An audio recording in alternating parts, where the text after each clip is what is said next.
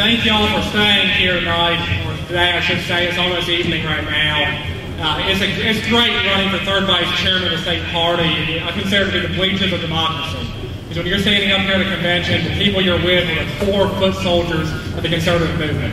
And many of y'all are looking at me right now and are wondering, why would someone want to run for third vice chairman of the Republican Party of South Carolina? And what does it do? Well, my friends and my fellow conservatives, the third vice chairman oversees the youth auxiliaries, the teenage Republicans, the college Republicans, the young Republicans. And I have filled each of those roles. I've been a teenage Republican state chair where I grew up in Virginia, where I took the Federation from 4 clubs to 57 clubs, and where I received the Lee Atwater Award for my leadership nationally. As a college Republican, I was a state vice chairman who recruited college Republicans at campuses all across this great state. And now I'm a young Republican and vice chairman of the Richland County Young Republicans. My friends, I have the proven experience to bridge the generational gap we face today. Ronald Reagan used to say that freedom is one generation away from extinction. My friends, if we do not unite today, if we do not stand together and stand up as conservatives, we will be a generation away from freedom being extinct in the United States of America. If we do not stand up, if we do not stand as our party creed says, as stand erect and say boldly to the world that I am a free American, my children and my children's children will not enjoy the same freedoms or enjoy the Constitution that we follow in this country. My friends, our constitutional freedoms, whether it's the freedom to assemble here, the freedom of speech, or the Second Amendment, is too important to let go.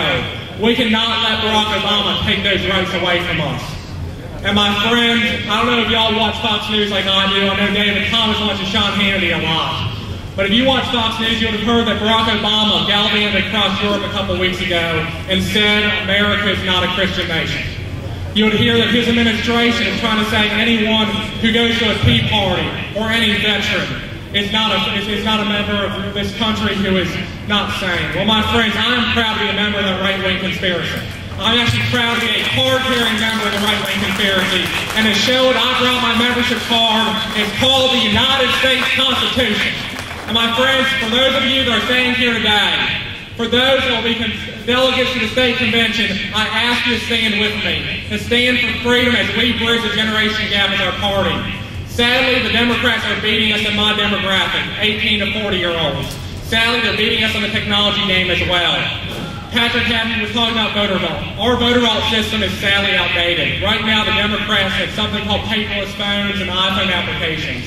If we do not bridge not only the generational gap, but also the technology gap, we will be lost in a generation. Right now, as conservatives, we look to leaders like Jim DeMint, who are fighting for our freedoms day in and day out.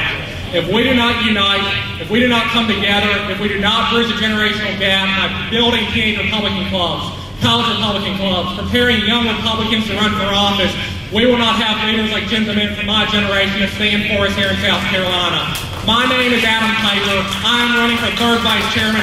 I need your help. I need your prayers. I ask you to join me at the state convention and stand for freedom and ensure that this Constitution will be around for my children and my grandchildren. Thank you and God bless.